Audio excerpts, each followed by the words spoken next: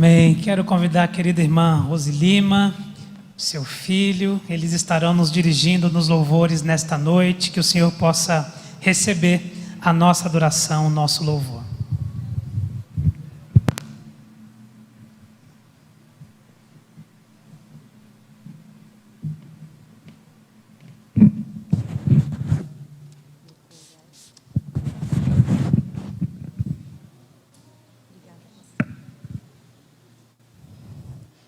Os protocolos aqui. Boa noite, irmãos. Graça e paz do Senhor Jesus. Amém. Essa graça, essa paz tem nos sustentado. Aleluia. Como disse o pastor Wagner, nosso grande Deus tem sustentado as nossas vidas, tem guardado nossas vidas.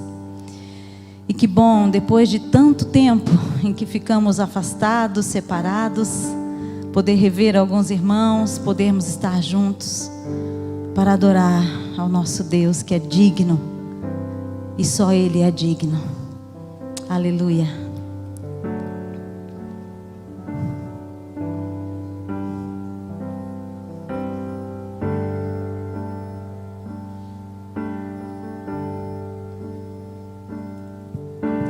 Grande é o Senhor e muito digno de louvor. Na cidade do nosso Deus, seu santo monte, a alegria de toda a terra.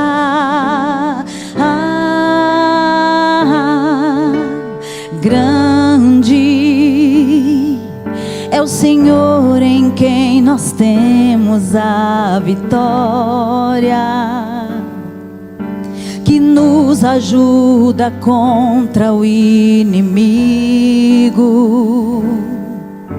Por isso diante dele nos prostramos.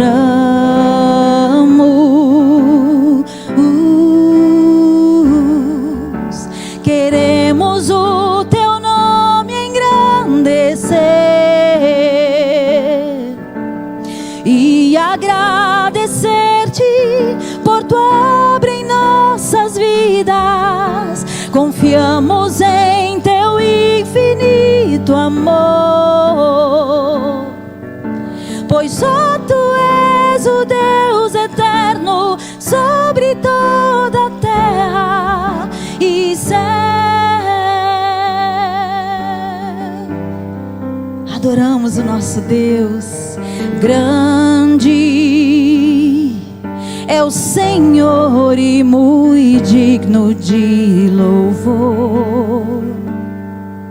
Na cidade do nosso Deus, seu santo monte, a alegria de toda a terra.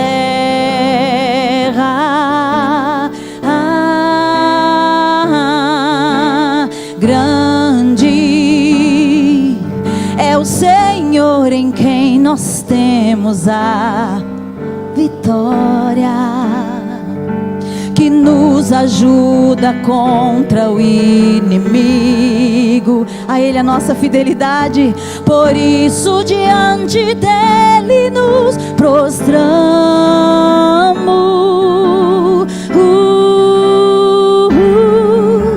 Queremos o teu nome engrandecer e agradecer-te por tua obra em nossas vidas. Confiamos em teu infinito amor, pois só tu és o Deus eterno sobre toda a terra e céu. Queremos, Senhor, queremos o teu nome engrandecer e agradecer-te por tua obra em nossas nossas vidas. Confiamos em Teu infinito amor, pois só Tu és o Deus eterno sobre toda a terra e céu.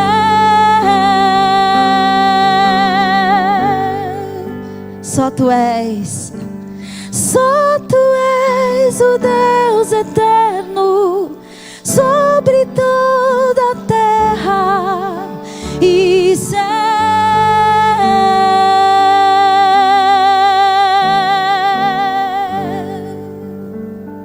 Aleluia. Não há Deus como o Senhor. Não há pastor como Jesus. Por isso, em seus braços de amor, nós podemos descansar. Aleluia. Mesmo em meio a tanta adversidade que o mundo tem enfrentado, nos braços de Jesus há descanso. Aleluia.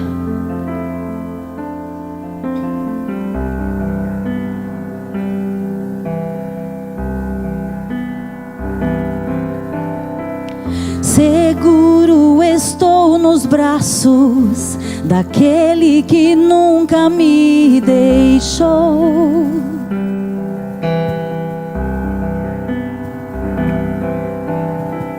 Seu amor perfeito sempre esteve repousando em mim.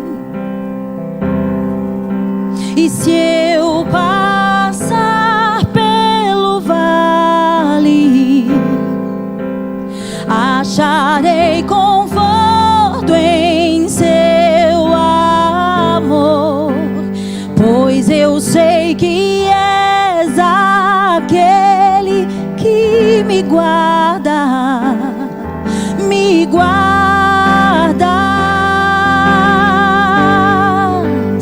Em teus braços é meu descanso. Em teus braços é meu descanso. Em teus braços é o meu descanso. Em teus braços.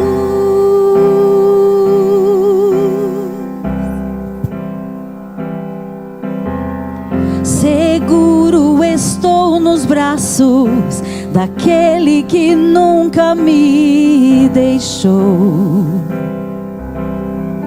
Jesus, seu amor perfeito sempre esteve repousando em mim. E se eu passar pelo vale, acharei conforto em seu amor, pois eu sei que és aquele que me guarda, me guardas.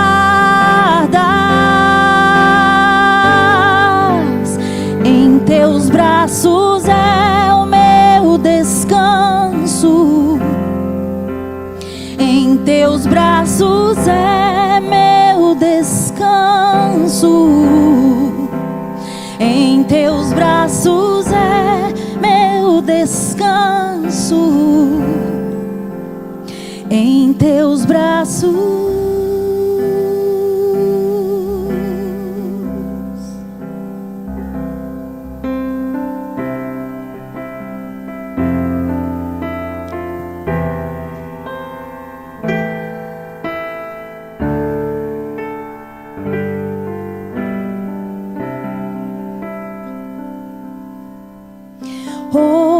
Ouve-nos, pastor divino, nós que neste bom lugar, teu rebanho congregado,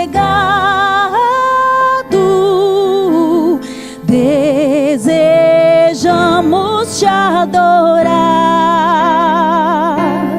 Cristo amado, Cristo amado, vem teu povo abençoar. Cristo amado, Cristo amado, vem teu povo abençoar.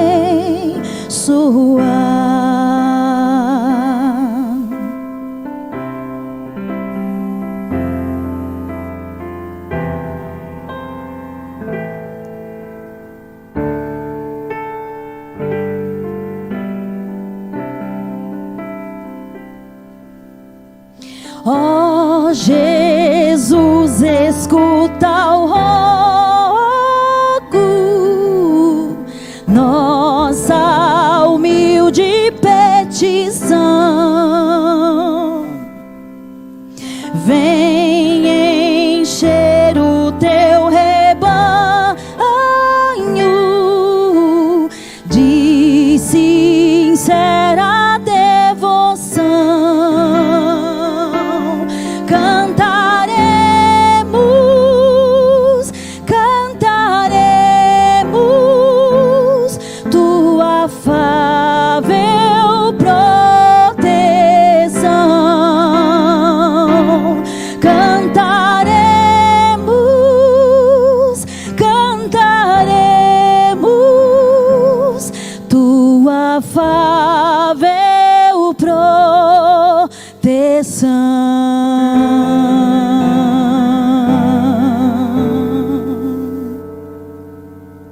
Aleluia. Ouve-nos, pastor. Pastor divino, pastor amado, que tem cuidado das nossas vidas, que sabe tudo o que existe e acontece, porque é o Deus todo-poderoso, todo-soberano.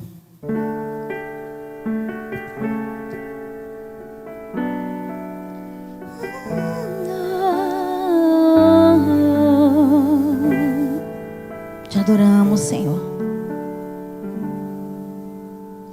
Tu és soberano sobre a terra, sobre os céus. Tu és Senhor absoluto. Tudo que existe e acontece, tu sabes muito bem. Tu és tremendo, tu és soberano. Tu és soberano sobre a terra, sobre os céus. Tu és Senhor absoluto. Tudo que existe e acontece, tu sabes muito bem. Tu és tremendo. E apesar desta glória que tens, tu te importas comigo também. E esse amor tão grande eleva-me, amarra-me a ti. Tu és tremendo.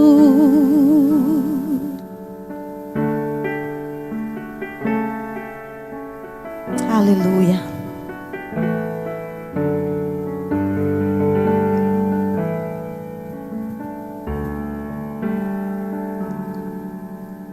Tu és soberano sobre a terra, sobre os céus. Tu és Senhor absoluto. Tudo que existe e acontece, tu sabes muito bem. Tu és tremendo. E apesar de toda a glória, e apesar desta te importas comigo também.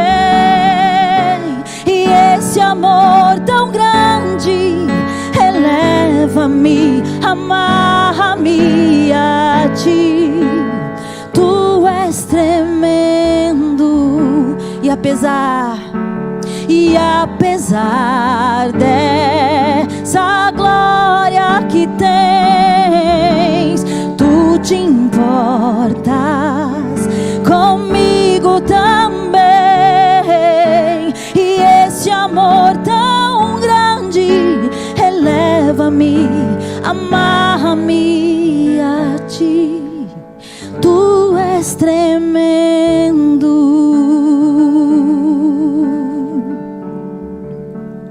tu és tremendo.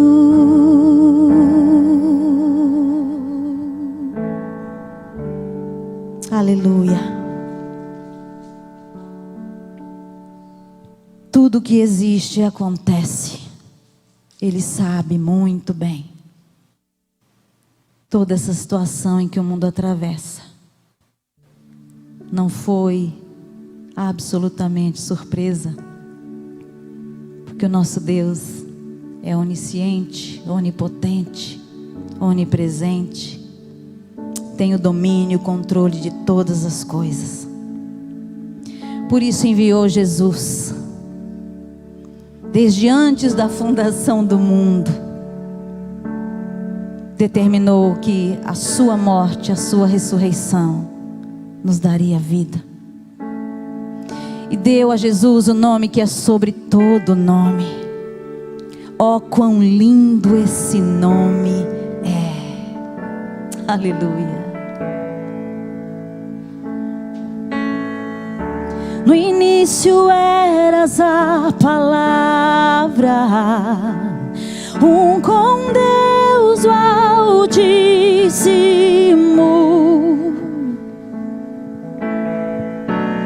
O mistério de tua glória, Cristo em ti se revelou.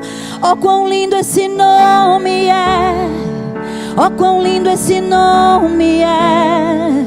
O nome de Jesus, meu Rei. Oh, quão lindo esse nome é! Maior que tudo Ele é. Oh, quão lindo esse nome é! O nome de Jesus.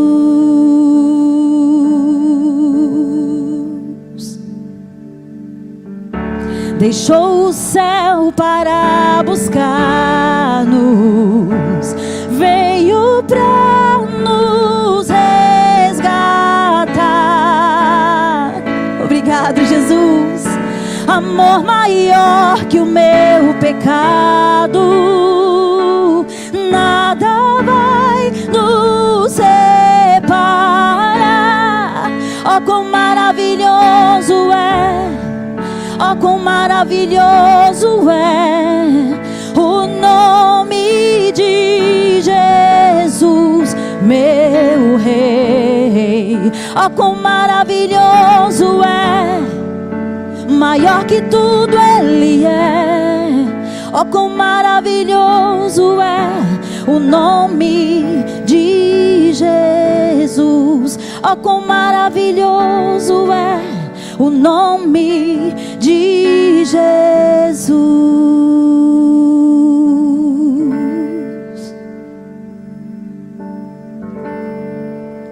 A morte venceste, o véu tu rompeste, a tumba vazia agora está. O céu te adora, proclama tua glória, pois ressuscitaste, vivo estás. És invencível, inigualável, hoje pra sempre reinarás. Teu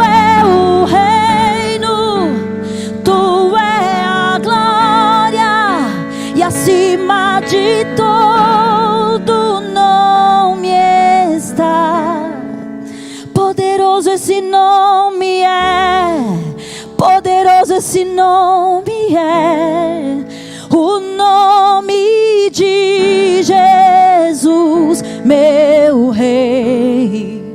Poderoso esse nome é, mais forte que tudo é. Poderoso esse nome é, o nome de Jesus. Poderoso esse nome é, o nome de Jesus.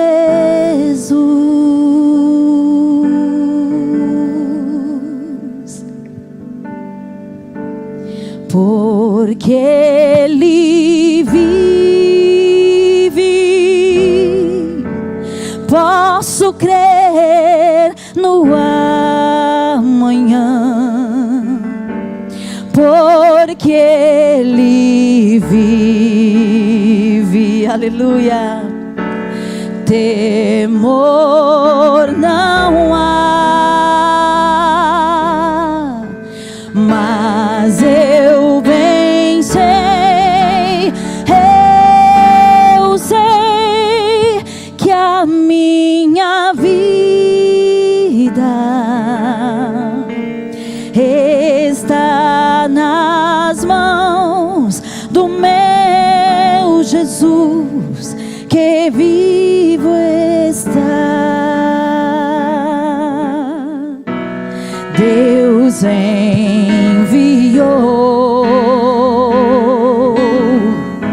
seu Filho amado para me salvar e perdoar.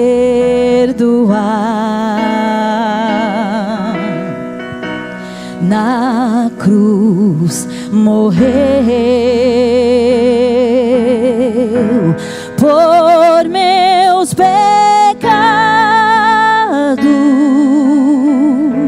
mas ressurgiu, revivo com o Pai está. Porque Ele vive, posso crer no amanhã. Porque Ele vive, temor não há, mas eu bem sei, eu sei que a minha vida está nas mãos do meu Jesus, que vivo está. Mas eu bem sei, mas eu bem sei, eu sei que a minha vida está nas mãos do meu Jesus, que vivo está.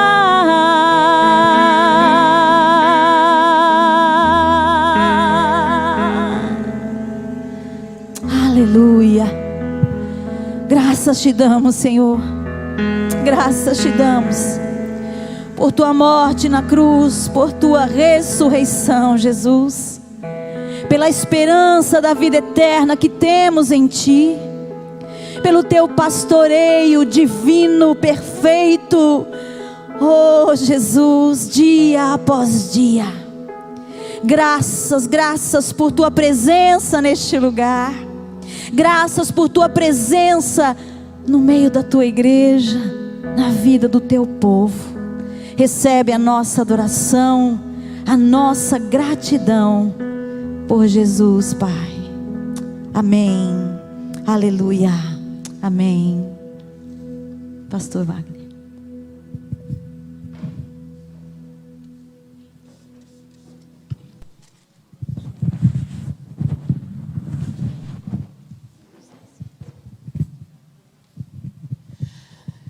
Obrigado, irmã Rose. Deus abençoe também seu filho. Deus abençoe, que bênção maravilhosa. Louvarmos ao Senhor desta maneira. Nós continuaremos louvando ao Senhor agora também, através de uma coreografia. As mensageiras do Rei da Igreja Batista de Nova Sintra estarão apresentando uma coreografia ao Senhor. Nós louvaremos ao Senhor com elas.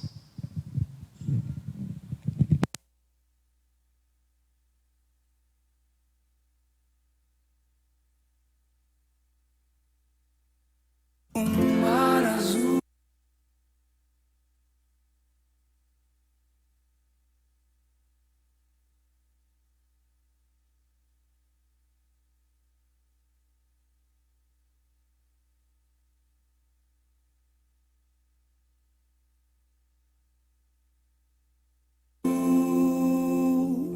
o ar sem cor.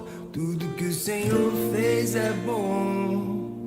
Tudo que o Senhor fez é bom. O frio da noite, o sol da manhã. Tudo que o Senhor fez é bom. Tudo que o Senhor fez é bom. O Senhor, poderoso e forte, me encontrou. Substância informe, esse amor mais forte que a morte me salvou. O Senhor, poderoso e forte, me encontrou. Substância informe, esse amor mais forte que a morte me salvou.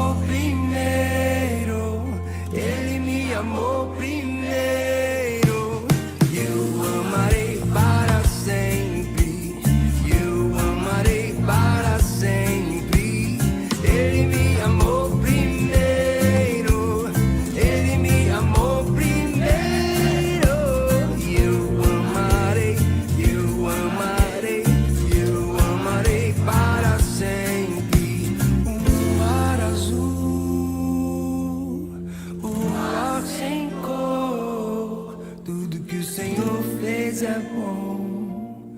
Tudo que o Senhor fez é bom.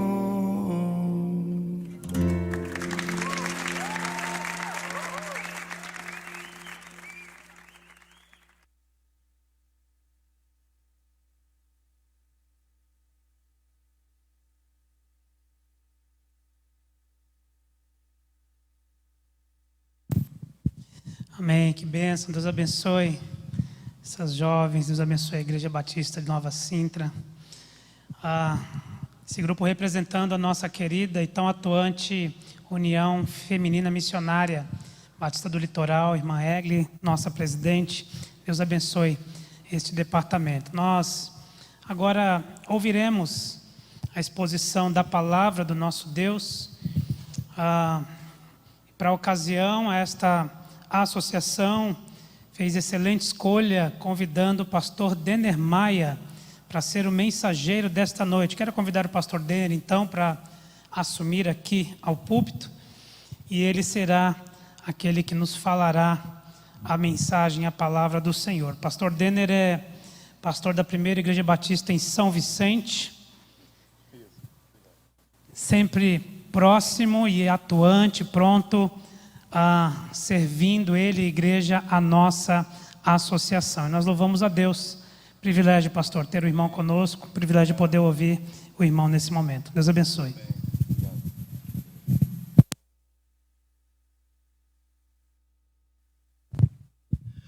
Amém, meus irmãos, boa noite, saúdo a todos com a graça e a paz de Jesus, amém.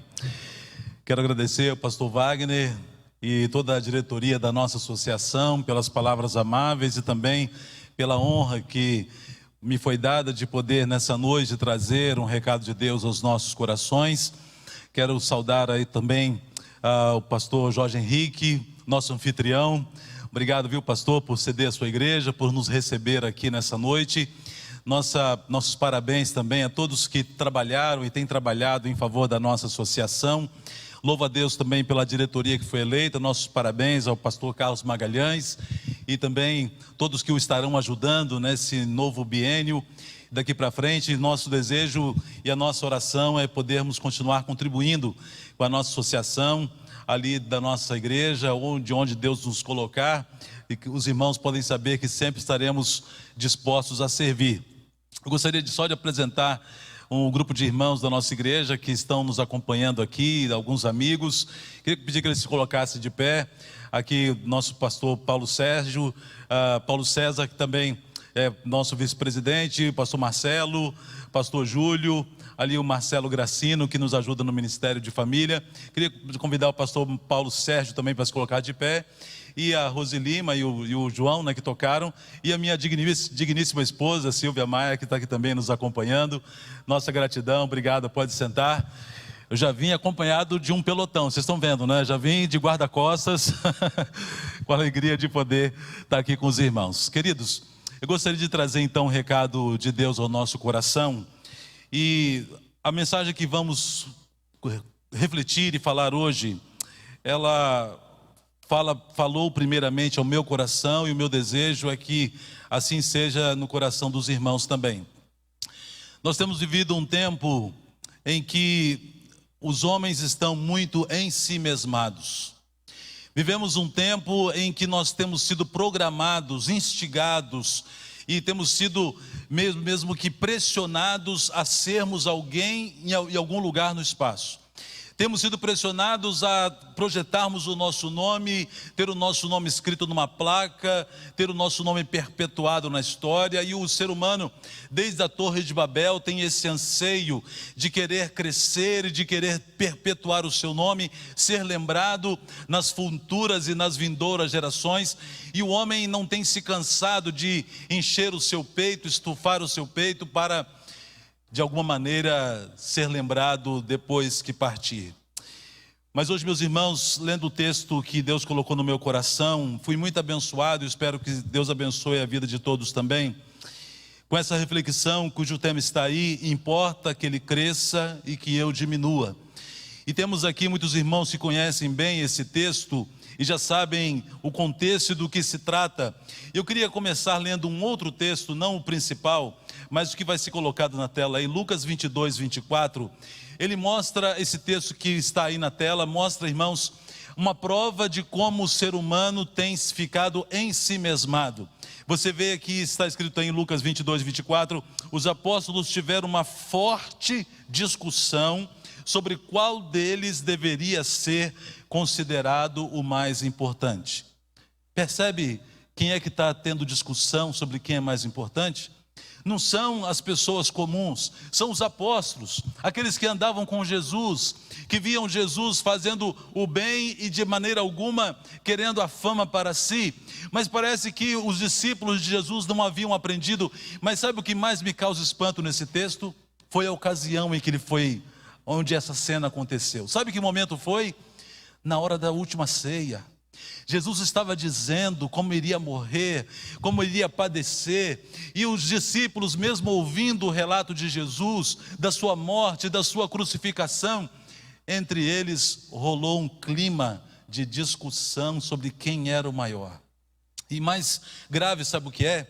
É que você vai encontrar no mesmo evangelho de Lucas um outro relato, lá no capítulo 9, ou seja, mais no início do ministério de Jesus, onde os discípulos da mesma maneira se envolveram na mesma discussão que está sendo mostrada nesse texto. Quem é o maior? E naquela ocasião, Jesus botou uma criança no meio entre eles e disse que deveriam ser iguais àquela criança.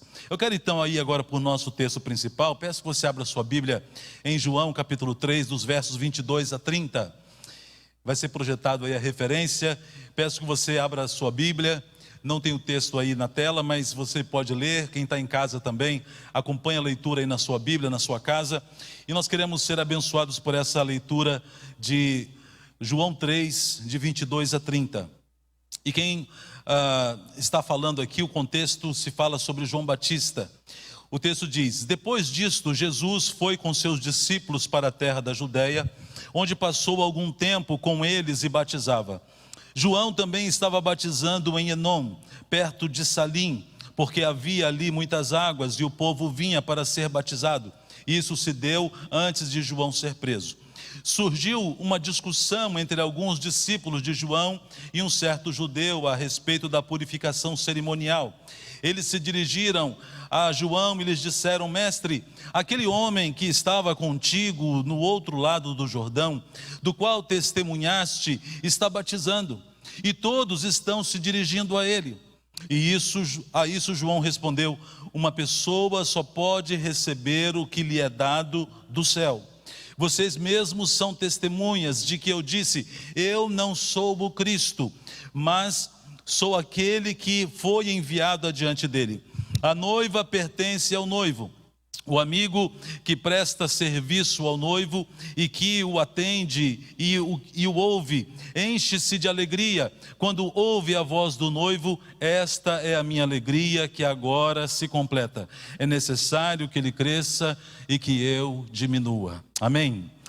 Irmãos, essa fala do João Batista, ela é por demais impressionante.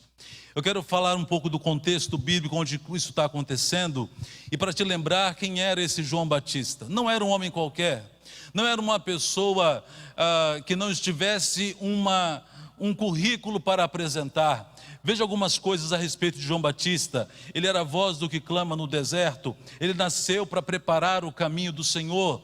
O nascimento de João foi um milagre. Os seus pais eram estéreis e já de longa idade, e Deus então disse a Isabel e Zacarias que eles dariam à luz àquele que iria preparar o caminho do Senhor. E João então teve um nascimento miraculoso. E quando Maria foi visitar Isabel, João já pulou de alegria dentro do ventre da mãe dele, por saber que estava ali o Filho de Deus, Jesus Cristo nosso Senhor, no ventre de Maria. Ele batizou Jesus no Rio Jordão. Vai olhando o currículo de João. Seu ministério era o batismo pelo arrependimento. Ele continuou, mesmo depois de Jesus se manifestar, ele continuou batizando as pessoas pelo arrependimento. Ele tinha discípulos, muitos o seguiam. E agora muitos estavam deixando de seguir João. E a maneira como João Batista lida com esse dilema, a maneira como ele responde aos seus próprios discípulos, irmãos, eu acho maravilhosa. E eu queria, à luz do que João Batista respondeu, trazer lições para a minha vida e para a sua vida também, de como nós devemos agir em situações como essa que João Batista viveu. Algumas saias justas às vezes, e podemos dizer que os discípulos de João Batista o deixaram numa saia justa. Em primeiro lugar, então, a atitude de João Batista foi repreender a inveja e o ciúme no seu coração. Eu e você temos que fazer isso todos os dias, irmãos. Como eu disse no começo, nós vivemos numa sociedade ensimesmada que força a mim e a você sermos pessoas de destaque, sermos pessoas aplaudidas e que sejam colocadas num pedestal. E eu e você precisamos resistir a isso e saber lidar com esse sentimento maligno que o maligno do diabo tenta colocar no meu e no seu coração, que é o ciúme ou é a inveja. Veja o texto, eles se dirigiram a João e lhe disseram: mestre, aquele homem que estava contigo no outro lado do Jordão, do qual testemunhaste, está batizando e todos estão se dirigindo a ele. Veja que os discípulos de João Batista, sem quererem, estavam colocando numa saia justa, numa situação de confronto, de dizer: mas João Batista, aquele homem que você batizou e que você falou que era o Cordeiro de Deus, que tira o pecado do mundo, agora ele está batizando também. Ele está abrindo uma concorrência para nós, João Batista. E agora, o que você vai fazer? E o pior, João Batista, aqueles que estavam seguindo a gente, está esvaziando, a nossa igreja está ficando menor. Os nossos seguidores estão diminuindo. E agora? E a atitude de João Batista, irmãos, é maravilhosa e nós precisamos aprender com ele. Então, duas coisas que nós estamos falando aqui que tem que ser repreendido de nós: a inveja e o ciúme. E eu queria fazer uma definição rapidinha dessas duas palavras. A inveja começa com as mãos vazias, ela luta pelo que não tem. A inveja é aquele sentimento de não querer que o outro tenha. Mais do que você ter a cobiça de querer o que o outro tem, a inveja é pior. A inveja, a pessoa não fica feliz com o sucesso do outro. E ele, mesmo que ele não tenha condições de ter aquele sucesso que o outro tem, ou que você tem, o invejoso que tem inveja de você, ele vai ficar com aquele sentimento de: poxa, ele não merece. Eu também não tenho condição, mas ele também não devia ter. Percebe? A pessoa que já está de mãos vazias e não se contenta e não se alegra com a vitória do outro. E o ciúme começa com as mãos cheias, mas é ameaçado pela perda da sua abundância.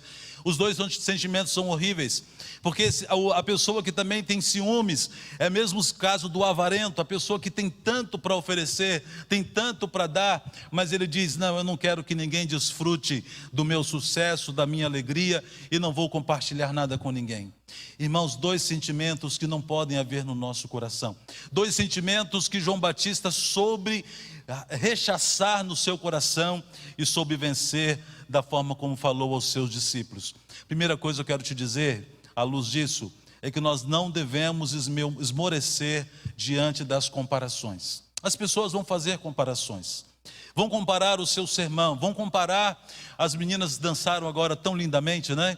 E alguém vai dizer, talvez alguém assistindo o vídeo, aqui não, aqui ninguém vai pensar isso, é só quem está em casa que vai fazer isso. Vai olhar: ah, mas se fosse eu dançaria de outro jeito, eu faria aqueles passos melhor. Ah, eu vi alguém fazendo essa mesma dança e elas não fizeram igual a que eu vi.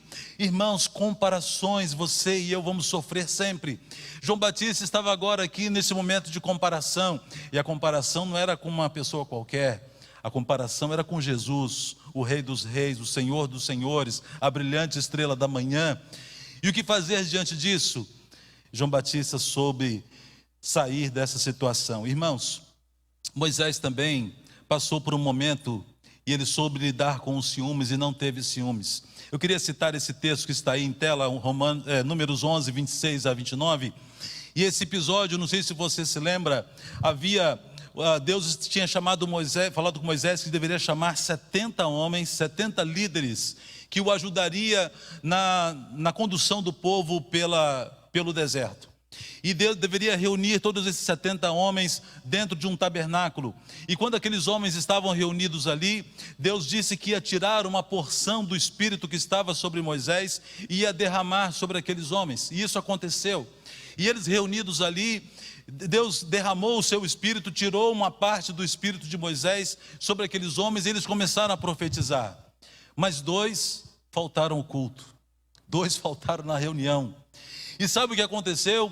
Esses 2 homens que estavam lá dentro da sua tenda, não dentro do tabernáculo, mas lá dentro da sua casa, dentro da sua tenda, da sua barraca, os nomes deles aí, Eldade e Medade, eles começaram a profetizar também. E quando essa notícia correu ali no meio do arraial, Josué, braço direito de Moisés, chegou para Moisés e disse: olha, tem 2 homens lá, Eldade e Medade, que estão profetizando, Moisés. Você não deve permitir isso. Eles faltaram no culto, estou colocando aqui no meu jeito, né? Eles nem apareceram aqui na reunião, estão lá dentro da tenda profetizando. Você não pode permitir isso, Moisés. Como é que vai ficar isso? Você vai perder a sua liderança. E o que Moisés respondeu? Eu quisera que todo Israel profetizasse também. Irmãos, Moisés soube vencer e passou por um momento de confronto, de comparações, não teve ciúmes, não teve inveja.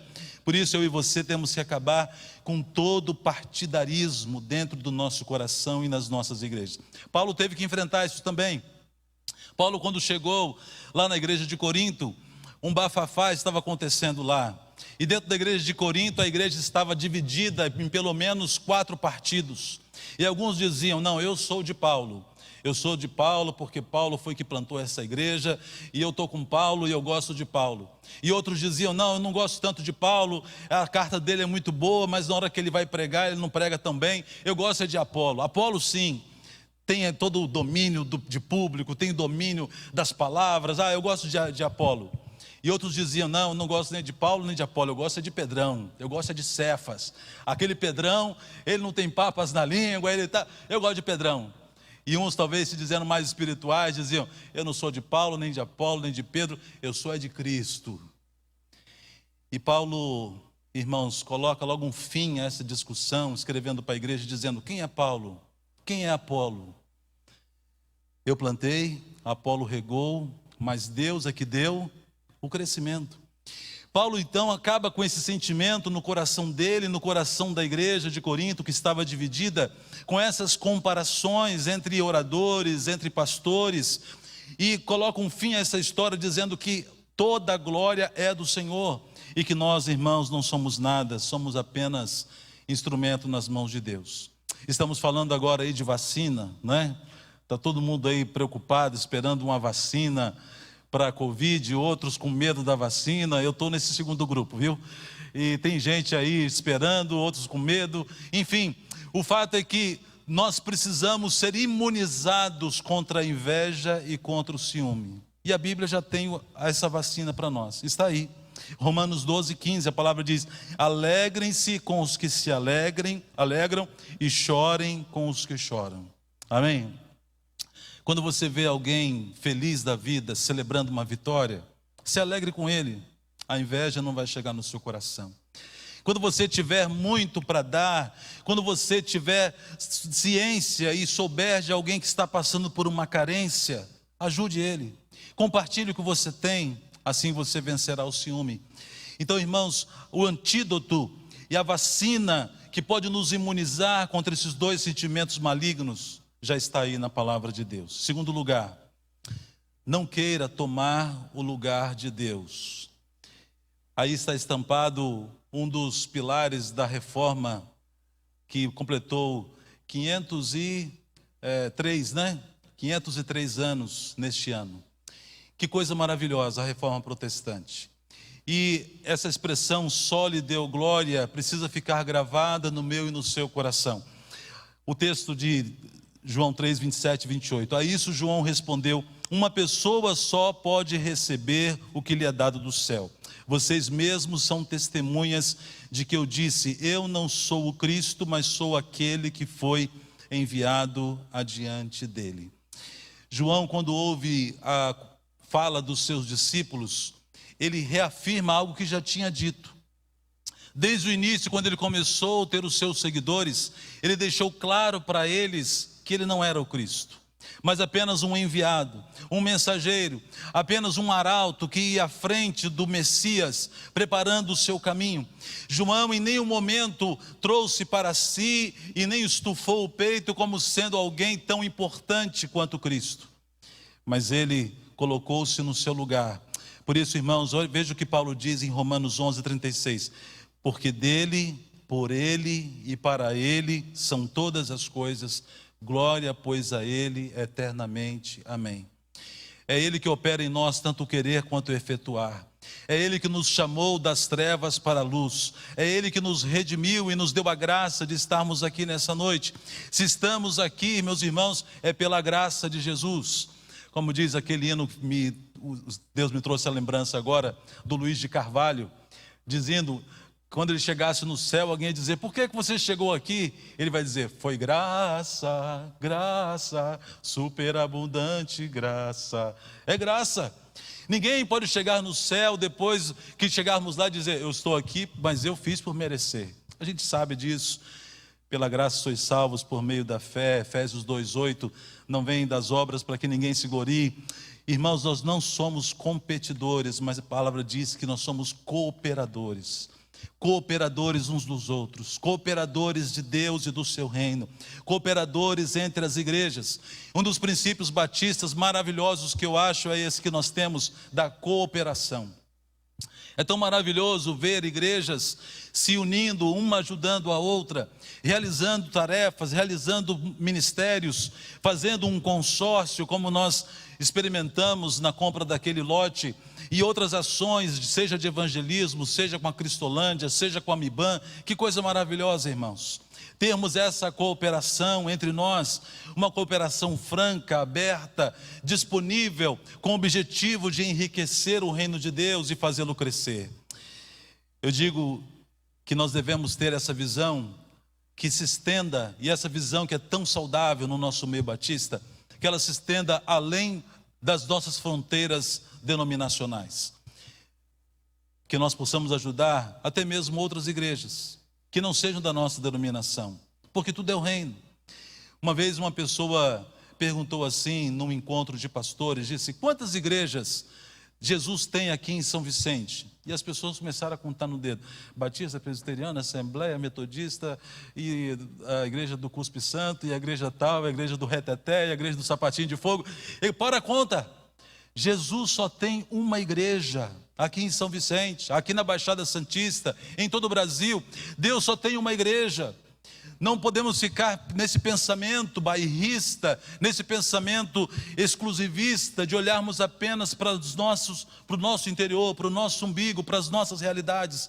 Ah, irmãos, há muita necessidade, e há muitas igrejas sérias. É verdade que tem igrejas aventureiras, é verdade que tem os lobos em pele de cordeiro, é verdade que tem as excrescências e as barbaridades que a gente tem ouvido por aí, mas há muita igreja séria que precisa ser ajudada também. E a gente vive a vaidade dos títulos, né? Hoje, ser chamado de pastor não serve mais. Pastor é um negócio assim, pastor qualquer um é. Então agora os homens, não, não quero ser pastor, eu quero ser bispo. Aí depois bispo começou a cair no lugar comum, já tem muito bispo, esse negócio de bispo não está legal, eu quero ser arcebispo. Não, depois arcebispo também não estava bom. Não, agora eu quero ser apóstolo. Apóstolo, soa bem, em pomposo, agora sim, apóstolo é um título legal. Mas já conheci um que nem apóstolo serviu para ele. Agora ele já está se chamando patriarca. O camarada, apóstolo, ele já tem tanto apóstolo na igreja dele, que não, eu preciso agora ter algo que possa me colocar maior do que os iguais. Eu preciso agora colocar o título de patriarca. E quando tiver mais um patriarca, eu acho que ele vai ter que colocar o título de semideus, né? Ele não vai ter outra coisa para ele caminhar, a não ser isso. A vaidade, meus irmãos, tem tomado contornos tão terríveis, que tem levado pessoas tão cultas, tão iluminadas, tão cheias de conhecimento, levadas a falarem absurdos como nós ouvimos há algum tempo atrás, alguns dias atrás. A vaidade do conhecimento. E fica a pergunta, é preciso atualizar a Bíblia? Acho que todos viram, né? Esse pronunciamento de um irmão que, batendo o seu dedo na Bíblia, num volume impresso da Bíblia, disse, isso aqui tem que ser atualizado. Não poderia perder a oportunidade nessa noite de expressar minha veemente contestação, indignação e frontal discordância da fala desse cidadão. E mais, irmãos, eu gostaria de, vendo a fala que foi dita, e não somente essa fala, mas outras atitudes desse irmão, que ele tem pronunciado nas redes sociais, e estudando um pouco algumas filosofias que têm invadido as igrejas, e Deus me deu o privilégio de estudar um item que é justamente o liberalismo teológico. E eu queria rapidamente, como o nosso tempo é muito exíguo, eu queria passar uma projeção de um slide que mostra o que o liberalismo teológico provoca nas igrejas. Eu utilizei isso numa aula minha e eu queria ler para os irmãos essa gravura que vai ser projetada aí. Mostra uma escada descendente. E nessa escada, os textos ali estão em inglês, eu coloquei em português do lado aí para facilitar para a gente. E lá no topo da escada, antes desses cidadãos começarem a descê-la, estava o cristianismo. O cristianismo autêntico, verdadeiro, puro, cristalino, bíblico, escriturístico, aquele que nós cremos, embasado nas escrituras sagradas, aquele que tem fundamento, aquele que estamos pregando nessa noite. Mas em algum momento da história, no meio do pensamento liberalista, as pessoas começam a colocar em xeque a infalibilidade da Bíblia. E é o começo da escada descendente. É o começo da derrocada para o cristianismo e para as igrejas. O primeiro degrau descendente é esse que você está vendo aí. A Bíblia não é infalível. Irmãos, nós não podemos abrir mão disso e não podemos ser concedentes nessa aberração que tem sido dita por aí. A Bíblia é a palavra de Deus. A Bíblia é inerrante. Ela é a nossa única regra de fé e prática. Ela não precisa ser atualizada por senhor ninguém, a não ser que esse alguém seja alguém que esteja disposto a vir a este mundo, enviado por Deus, que nasça de uma virgem, que possa morrer na cruz, ressuscitar no terceiro dia. Talvez, se isso acontecesse, a gente poderia pensar se tal pessoa pode atualizar a Bíblia. Do contrário, ninguém pode atualizá-la. Ela não precisa de atualizações. Como disse Billy Graham, a Bíblia é mais atual do que o jornal que vai sair amanhã. Terceira degrau descendente da derrocada: o homem não foi feito à imagem de Deus. Porque se a Bíblia não é infalível, então eu posso agora contestar o texto de Gênesis e posso agora dizer: não, o homem não foi feito desse jeito. O homem pode ser que ele tenha vindo do macaco, pode ser que ele tenha vindo de uma evolução. Então essa história de que Deus fez um boneco de barro e soprou nele o fôlego da vida, eu também já não estou conseguindo acreditar nisso, percebe? Mas não para por aí. Se eu creio que o homem não foi feito à imagem e semelhança de Deus, o terceiro degrau próximo é esse aí: não existem milagres. Então, se Deus não criou o homem do pó da terra e lhe soprou nas narinas o fôlego da vida, então, esse negócio de milagre também é por aí, não existe. Então, esse negócio de arca de Noé não existe. Então, aquela história lá de que tinha o mar vermelho se abriu, é porque houve uma falta d'água, houve um desastre lá e bloqueou o mar. É porque o mar vermelho dava para atravessar só com um palmo de água pelo tornozelo. Já ouviu essas histórias? E assim, esse liberalismo teológico, sorrateiramente, de forma vil, de forma na surdina, nas caladas da noite, nas caladas até mesmo de algumas salas de seminário, tem tentado penetrar na cabeça e no coração da igreja de Cristo. Depois, não existem milagres, então não houve nascimento virginal. Essa história de que Jesus nasceu de uma virgem chamada Maria, tudo isso é balela, tudo isso é história. Foi uma coisa inventada para dar um ar de santidade ou de deidade a Jesus, mas na verdade isso não aconteceu e a escada continua descendente. Então, se não houve nascimento virginal, não há deidade, não há divindade em Jesus. Se Jesus não é Deus e não é divino, então não houve expiação, ou seja, Jesus morreu em vão naquela cruz. E se ele não houve expiação, não houve também ressurreição. Eles esconderam o corpo de Jesus e ele na verdade não ressuscitou. E se ele não ressuscitou, então eu não creio mais nada e agora eu sou um ateu. Percebe? Irmãos, aonde esse ensinamento liberal chegou, sabe o que ele fez com as igrejas? Matou as igrejas. Vá olhar na Europa o que estava acontecendo lá. lugares onde foram berços do avivamento, lugares dos avivamentos dos irmãos Charles Wesley e John Wesley, o avivamento do grande pregador, o príncipe dos pregadores Charles Spurgeon, a Inglaterra, que foi o berço de grandiosos avivamentos, hoje se tornou um país pós-cristão. A Inglaterra hoje é dirigida e é regida pelos ensinamentos de um ateu, o patrono dos ateus, Richard Dawkins. E Jesus ficou para trás, e a Bíblia já não é mais o livro sagrado, e a Bíblia foi desacreditada, e as igrejas estão vazias. E hoje o continente europeu está se tornando novamente um campo missionário. Missionários até do Brasil ou de outras nações estão voltando para a Europa, que enviou os missionários para o mundo. Agora ela está recebendo e precisando receber missionários para falarem novamente para eles, pregarem para eles o verdadeiro cristianismo. Que eu e você resistamos, irmãos, a esse ensinamento nefasto que tem tentado sucumbir às nossas igrejas. Também, continuando, abaixo o eu.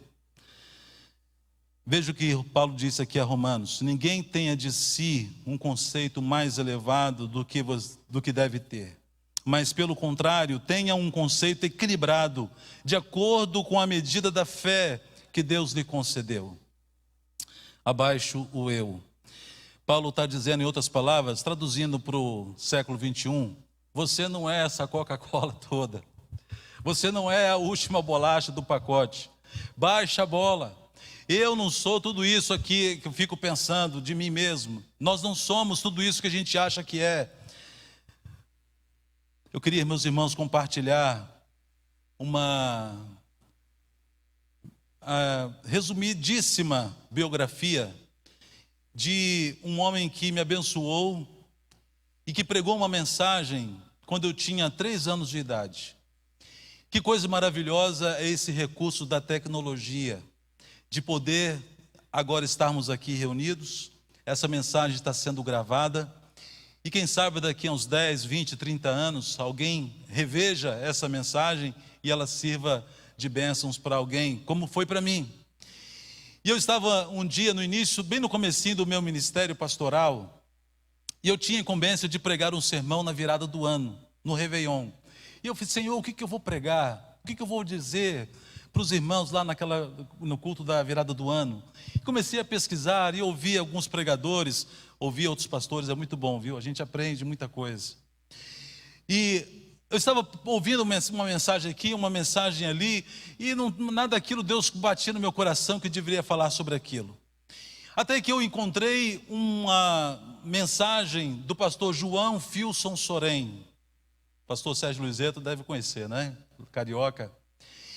E a história do pastor João Filson Sorém, meus irmãos, me impactou. Mas o que me impactou, na verdade, mais ainda naquele dia que estava pesquisando, e eu acabei nem pregando no tema que eu ouvi a mensagem dele, preguei num outro tema. Mas o início da mensagem dele me abençoou tanto, que eu queria compartilhar isso com os irmãos nessa noite. E a bênção que essa mensagem dele está no SoundCloud. Você pode depois acessar, eu aconselho que você ouça na íntegra toda a fala do pastor João Filson Sorém. Naquele tempo não havia filmagem, e a igreja do APIB do Rio, ela gravou os áudios da mensagem do pastor João Filson Sorém e publicou na época no YouTube. Então eu queria passar um pouco aí sobre ele. Pastor João Filson Sorém, nascido em 1908, falecido em 2002, portanto 94 anos de idade, foi pastor batista, capelão militar, inólogo, músico, teólogo, poeta e professor brasileiro. Ao 1º de janeiro de 1935, ou seja, aos 27 anos de idade, ele foi ordenado ao ministério pastoral na PIB do Rio, e nesse mesmo ano, 3 dias depois, assumiu como pastor no dia 3 de janeiro, dia que ele proferiu o primeiro sermão da famosa série de 50 sermões, 50 anos pastoreando a PIB do Rio de Janeiro, e das 50 sermões anuais sobre Êxodo 14, 15, cujo título de toda a mensagem, o primeiro domingo de janeiro de cada ano novo, a mensagem do pastor João Filson Sorém, a PIB do Rio, era: dize aos filhos de Israel que marchem. E essa mensagem, que eu botei o endereço aí na tela para você ver, foi no dia 2 de janeiro de 1972. Eu estava com 3 anos de idade nesse dia, que o pastor Filson Sorém já estava aí pregando aí há 37 anos. E ele falou algo, meus irmãos, que me chamou muita atenção. E que eu, infelizmente, não posso dizer que faço o mesmo que ele. Só nessa mensagem aqui, eu furei o que ele vai dizer aqui, acho que já umas 200 vezes. E eu quero transcrever a fala dele nesse sermão que me impactou. Pode passar, já está aí. E abre aspas. Esse pregador não prega na primeira pessoa do singular. Ou seja, quem é a primeira pessoa do singular? Eu. Não prega. Raramente desse púlpito se ouve o pronome eu. Talvez nunca o ouvistes deste pregador. Já pensou? Em 50 anos de ministério, nunca usar a palavra eu no sermão? Entretanto, ireis ouvi-lo hoje. Porque ao invés de pregar um sermão do tipo formal e tradicional, o pastor entendeu de fazer hoje, aqui, um monólogo sobre a filosofia da marcha. E o monólogo terá que ser personalizado. E com a personalização de quem o faz, portanto, eu. E ele tinha todo esse linguajar rebuscado, erudito, né? Tem uma parte anterior dessa que eu transcrevi, que ele faz ainda uma erudição muito mais linda ainda. E ele começa então, depois que dá essa introdução e se explica, se justifica, e já se pede escusas ao auditório de estar usando o pronome eu, ele começa então a contar o monólogo sobre dize ao filho de Israel que marchem, usando como se fosse ele refletindo, por que marchar? Por que eu tenho que marchar? Quem é que está mandando marchar? Vale a pena você ouvir a mensagem do pastor João Filson Sorém. Irmãos, isso me impactou. Como disse, estou longe de fazer como ele, né? Já acabei de usar o eu mais uma vez aqui. Mas eu aprendi com essa mensagem, com esse pastor que pregou essa mensagem quando eu tinha 3 anos de idade, que nós devemos diminuir mais o eu dos nossos púlpitos, das nossas mensagens, das nossas prédicas, das nossas reflexões, dos nossos exemplos, dos nossos momentos de estar comunicando com a igreja, que nós usemos o eu quando for dizer, eu falhei, eu pequei, eu sou limitado, eu não sou nada, eu sou fraco, eu preciso da graça. Mas que tudo aquilo que for de conquista do reino de Deus, a gente possa dizer, nós conseguimos, a igreja de Cristo conseguiu, Jesus fez essa obra, a glória pertence a Ele, e que o eu, meus irmãos, seja cada vez mais tirado do nosso meio, em nome de Jesus. Abaixo o eu, nós somos servos inúteis. Lembra desse texto? Quando nós fizermos algo que parece ter sido tão bom, a gente tem que dizer e reconhecer, nós somos servos inúteis, fizemos apenas aquilo que deveríamos fazer. E lembrar que as nossas justiças, o nosso melhor, a nossa excelência, irmãos, como diz a palavra lá em Isaías, são trapos de imundícia. Só a graça de Deus para nos permitir estar aqui nesse momento. Eu coloquei essa frase, coração igual ao teu, era só uma anotação aqui para mim, mas deixa eu contar rapidamente.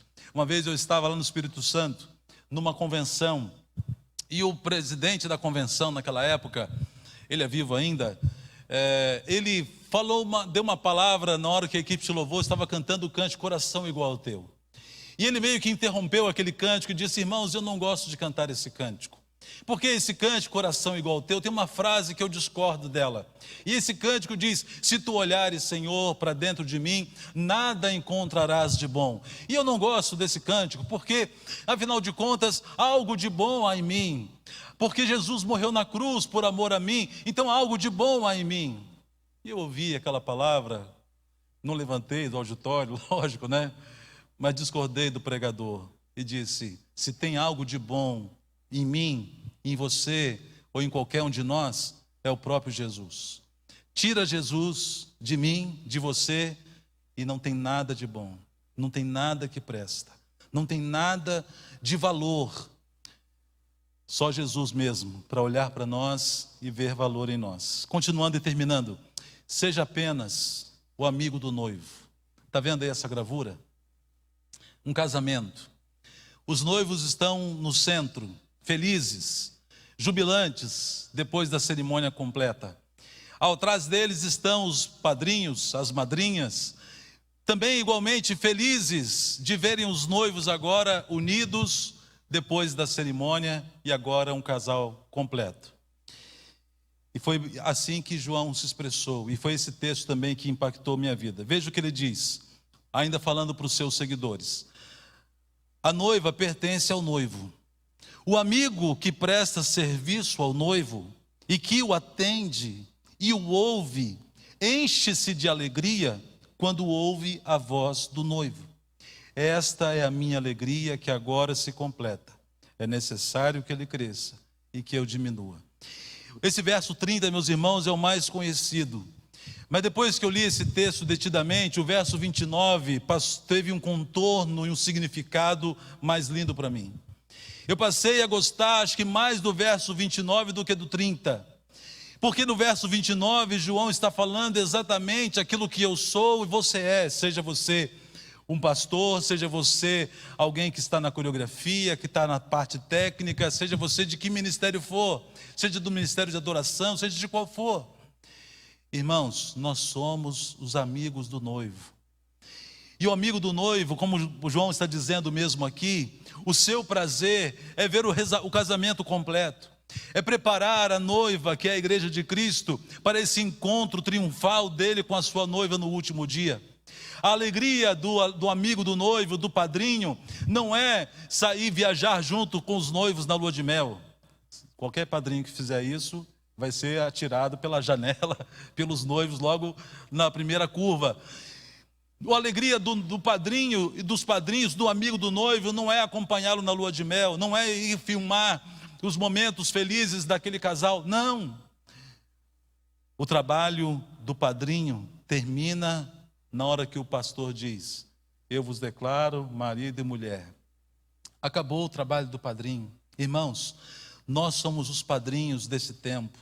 Nós somos os amigos do noivo, e isso não é qualquer coisa, isso não é pouca coisa, isso é algo e um motivo de nós glorificarmos muito a Deus por essa deferência, por essa honra, por esse privilégio que nós temos de trabalhar apenas para que a glória seja dele, e não seja minha nem sua, em nome de Jesus.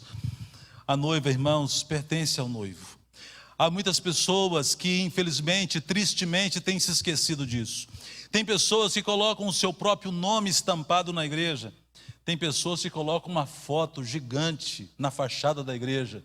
E ainda colocam um chapelão ainda daqueles de boiadeiro, para ninguém ter dúvida de quem é, de que foto é aquela, de quem é o sujeito, de quem é o dono daquele estabelecimento.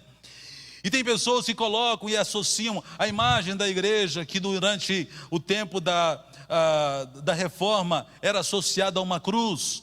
A imagem da igreja, que depois também no movimento pentecostal foi associado a uma pomba, referindo à descida do Espírito Santo. Infelizmente agora a imagem da igreja está se reduzindo e está se assemelhando à fotografia daqueles seus líderes principais. Que aberração, que coisa abjeta, que coisa mais escabrosa. E nós estamos vivendo tudo isso nesses dias. O padrinho, então, irmãos, presta serviço ao noivo, o atende e o ouve. A pergunta é: estamos ouvindo o noivo? Estamos atendendo os seus demandos, as suas demandas? Estamos atendendo a sua voz e as suas ordens? O padrinho não deve roubar a cena do casamento.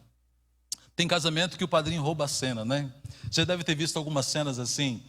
E o padrinho, um dia eu vi uma cena dessa, o padrinho ia trazendo as alianças e não sei o que aconteceu, que ele tropeçou e conseguiu derrubar o padre, o oficiante e a noiva dentro de um lago que tinha ali perto. Todo aquele cenário lindo, um lago ali, uma piscina, né, artificial. E o camarada conseguiu roubar a cena. Ele tropeçou, derrubou o pastor com a noiva e tudo lá dentro do lago. Tem aqueles que no meio da cerimônia desmaiam também. Você já deve ter visto umas cenas assim. Mas via de regra, o padrinho não rouba a cena, nem por excelência, nem pela sua vestimenta, nem pela sua fala, nem pela sua prédica, nem pela sua postura, nem por suas atitudes, nem pelas suas gafes, nem por coisa nenhuma. A cena é do noivo. O foco é o noivo com a noiva. Os padrinhos são apenas decoração, são apenas uma formalidade ali. Irmãos, eu e você somos os amigos do noivo. E que cada um de nós assuma esse papel e se enxergue assim: eu sou amigo do noivo. O amigo do noivo, aqui um relato do comentarista Warren Wiersbe. Eu estava lendo vários comentários, ele falou algo interessante, que no tempo do casamento judaico havia um cidadão, um padrinho, um amigo do noivo, que tinha um papel todo especial, que era o shoshben. E esse shoshben, ele era como se fosse um mestre de cerimônias, ele cuidava de tudo. Ele ia até a recâmara onde os noivos iam passar as núpcias e olhava se estava tudo bem. Ele também fiscalizava todos aqueles que estariam envolvidos na festa. E ele vai retocar e ver se a noiva está perfeitamente adornada e ver se ela está pronta mesmo para subir ao altar. E esse shoshben, ele continua ainda fazendo outros papéis, de ver a festa, se está tudo certo, como foi nas bodas de Caná. Ele vai ver se o vinho está bom, se tem quantidade de vinho, se não tem. Aquele mestre de cerimônias que é citado nas bodas de Caná. E esse shoshben continua o seu papel até a hora em que há o casamento. Mas depois, na hora que o casamento já terminou, ele vai para onde a noiva está, o aposento onde ela está. Ele fica do lado de dentro com o seu ouvido encostado na porta. E ele fica esperando que do lado de fora, na escuridão, o noivo diga e se apresente. E ele, que é amigo do noivo e conhece o noivo, identifica a sua voz e sabe quem ele é pelo tom de voz. Quando ele ouve a voz do noivo, é o que João está dizendo, ele se alegra. Ele diz: o noivo chegou, o meu trabalho está sendo completo. E ele, com alegria, abre a porta ali das núpcias, faz com que o noivo entre para estar com a sua noiva. E o que ele faz? Ele fecha a porta atrás de si, dá as costas e vai sumindo na escuridão, sem aplausos, sem alegrias e sem festas para ele. No ostracismo da escuridão ele se vai, e ninguém mais cita o seu nome, ele não é lembrado, e a festa e toda a alegria fica ali com um casal. Irmãos, eu e você somos os amigos do noivo. Nós estamos preparando a noiva. Jesus diz que a noiva de Cristo, a igreja, ela vai subir para encontrar-se com o noivo, sem mancha, sem ruga e sem mácula. Mas enquanto ela está aqui, e nós, os amigos do noivo, estamos cuidando dela, tem uns pés de galinha para tirar aí. Tem uma chapinha para fazer nessa noiva aí.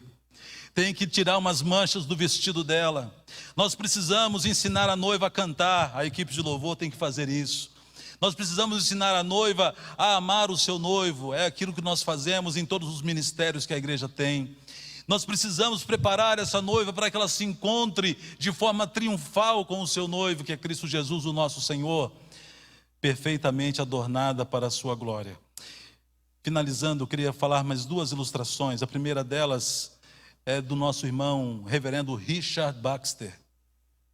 Ele faleceu em 1691, ou seja, lá no século XV, século XVI. E os escritos do reverendo Richard Baxter impressionaram muitas pessoas. E ele então, um dia, já perto de morrer, no seu leito de morte, um grupo de pessoas foi até ele e estavam dando a ele os maiores elogios. Senhor Baxter, reverendo, os seus escritos me abençoaram muito. Os seus sermões foram maravilhosos para a minha vida.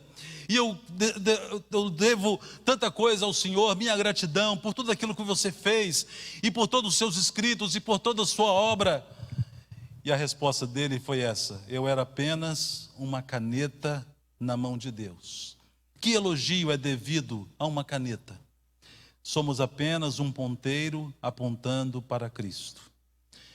No culto de hoje, imagine eu pegasse esse microfone e dissesse assim: microfone, no louvor hoje você cantou tão bem, microfone, canta mais aqui para mim. Que bom microfone, você cantou tão bem, que voz linda você tem. Tem lógica isso? Tem lógica eu virar para esse teclado aqui, teclado, mas você tocou tão bem. Toca umas músicas aí para mim agora. Eu queria ouvir novamente. Que som maravilhoso você conseguiu produzir. Tem lógica isso? Não. Assim, irmãos, é a mesma coisa comigo e com você. Nós somos apenas uma caneta na mão de Deus. Qualquer honraria, qualquer elogio, qualquer aplauso, qualquer tipo de deferência dada a mim e a você, não cabe. Porque nós somos como esse microfone, somos como esse teclado, somos uma caneta nas mãos de Deus. Jesus é tudo, que Ele cresça e eu diminua. Qual é o seu tamanho? Que tamanho de vaso você é? Eu quero finalizar com uma ilustração também, e será a última. E ao ouvir do pastor Pascoal Piragini, homem de Deus, da PIB de Curitiba, e ele disse que eles estavam numa conferência no exterior, vários pastores brasileiros, e por causa de várias situações, fuso horário, alimentação e de idioma e várias coisas, a equipe de brasileiros eram os que mais estavam reclamões, mais reclamando de tudo lá. A gente não entende nada, não tem placa, não tem programa, não tem, a comida não está boa, não tem feijão, não tem arroz, não tem média, não tem café com leite. Ah, isso aqui está muito ruim, e os brasileiros reclamando. E um missionário que trabalha aqui no Brasil, reuniu aquele grupo de pastores e deu uma fala para eles que colocou todo mundo constrangido. E ele estava dizendo sobre vasos que querem ser cheios. Ele estava falando de tamanhos de vaso. Tem vasos que são muito grandes, né? E quanto maior é um vaso, ou quanto maior a pessoa acha que é, mais demorado e mais difícil será para você encher um vaso. Isso é lógico, né? Se eu tenho um vaso que tem uma capacidade de 50, de 100 litros, eu vou demorar muito mais para encher esse vaso. Mas aquele missionário disse, mas quando o vaso é pequeno, basta uma gota de orvalho do céu para ele ser cheio e se transbordar. Ah, meus irmãos, por isso é urgente que eu e você lembremos, importa que ele cresça e que eu e você diminuamos, que nós sejamos menor do que aquele cálice da ceia, que eu e você sejamos tão pequenos que uma gota de orvalho de unção de Deus seja suficiente para encher a minha vida e transbordar para quem estiver ao meu redor. E quando um cálice transborda, você sabe o que acontece, não é? Ele sai espalhando aquilo que era para estar contido nele, mas ele é pequeno, ele não cabe nele toda aquela capacidade. E quem está perto é atingido, é abençoado. E a unção de Deus que é jogada naquele vaso transborda. E quem está perto, seja a esposa, seja o marido, seja o filho, seja os irmãos, seja a igreja, todos vão sendo abençoados, porque é um vaso que é pequeno, mas a glória de Deus é transbordante nele. Que assim seja na minha, na sua vida. Que assim seja em todas as igrejas batistas do nosso litoral, em nome de Jesus. Amém? Amém. Devolvo a palavra ao pastor Wagner. Obrigado.